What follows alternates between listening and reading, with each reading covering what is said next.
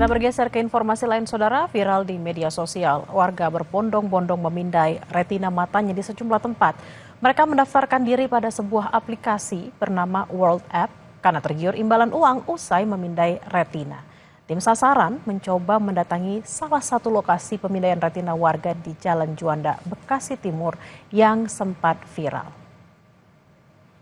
BTC Ivana Arista, jurnalis Kompas TV sejak dibekukan oleh Komdigi, melaporkan untuk Kompas yang berikut ini.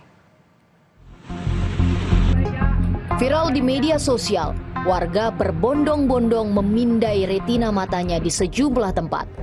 Mereka mendaftarkan diri pada sebuah aplikasi bernama World App karena tergiur imbalan uang usai memindai retina. Tim sasaran mencoba mendatangi salah satu lokasi pemindaian retina warga di Jalan Juanda, Bekasi Timur yang sempat viral. Saudara, saat ini saya sedang dalam perjalanan menuju ke lokasi verifikasi World Apps yang ada di Jalan Juanda, Bekasi Timur. Lokasi ini sempat ramai dan menjadi polemik di masyarakat. Sebagai informasi saudara, aplikasi World Apps adalah sebuah aplikasi yang bisa digunakan untuk menyimpan data identitas digital. Identitas ini bukan hanya berupa nama ataupun tanggal lahir, melainkan data biometrik yang mana itu adalah data retina mata kita. Kasih tahu dari kawan-kawan untuk kalau mau dapat uang ya download aplikasi World. Oh, dapat berapa, Bu? Kedua, yang pertama 200, aku 240, suami aku 200. Sejak dibekukan oleh Komdigi, suasana kantor World App di Jalan Juanda, Bekasi Timur tampak sepi. Lokasi yang sebelumnya ramai dipadati warga, kini nyaris tak ada aktivitas. Menurut juru parkir setempat, operasional World App dibuka pada 27 April dan berhenti beroperasi pada 4 Mei lalu. Pegawai tak lagi terlihat setelah izin operasional dicabut.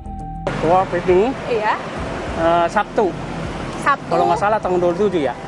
Sabtu pertama. 27 April. Ya. Baru tutup hari Sabtunya juga. Hari Sabtu, hari apa ya, tanggal 4 Mei. 3 apa 4? 3 ya? 3 atau 4 Mei. 3. Tutupnya, aslinya tutupnya Minggu lah. Sekitar 1 minggu beroperasi, kantor World App di Jalan Juanda selalu dipadati warga untuk memindai retina. Pas masih ramai, ini kira-kira ada sampai berapa orang yang biasanya ngantri di sini? Banyak. Nggak ada habisnya. Oh iya. Banyak, sampai ngumpul. Sampai tali-tali dibikin sini, ada pagarnya. Kepada kami, sang juru parkir mengaku sempat ditawari untuk memindai data retina. Namun, khawatir terhadap keamanan data diri, ia menolak. Pak, enggak mau. Saya takut. Takut apa, Pak? Mata saya tuh nanti buat apaan? Oh gitu. Iya. Buat apaan mata saya atau HP saya dimasukin ke situ? Ya kan? Namanya zaman sekarang kita nggak tahu. Ya, saya nggak mau gara-gara 200.000 mata saya disorotin di situ.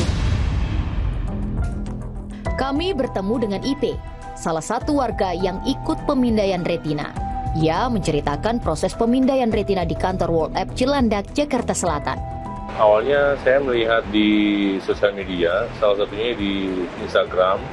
Terus saya juga tahu info ini tuh dari teman kerja saya yang juga sudah duluan mendownload aplikasi ini, juga sudah memainkan aplikasi ini gitu. Emangnya apa yang dia ceritakan sih sampai Bapak tertarik download aplikasi World App itu? Mengiming-iming klaim sebuah koin, nanti bisa di semacam withdraw, lalu bisa ditransfer ke rekening sendiri, lalu dia bisa dapatkan uang gitu dari aplikasi ini. Berdasarkan data Kementerian Komdigi, salah satu mitra operator World App, PT Terang Bulan Abadi, belum mengantongi izin sebagai penyelenggara sistem elektronik atau PSE, serta tidak memiliki tanda daftar penyelenggara sistem elektronik atau TDPSE. Sementara layanan uang kripto Worldcoin di Indonesia tercatat memiliki TDPSE atas nama PT Sandina Abadi Nusantara. Kami mencoba menelusuri keberadaan kedua perusahaan tersebut, namun tak membuahkan hasil.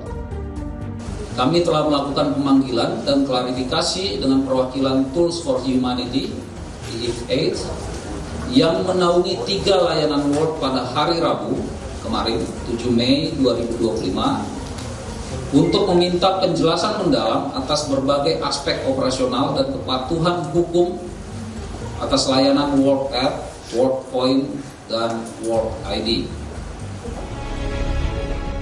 Di tengah pesatnya kemajuan teknologi, perlindungan data pribadi bukan lagi sekedar pilihan, melainkan sebuah keharusan. Negara harus memastikan inovasi digital tidak menjadi ancaman bagi privasi warganya.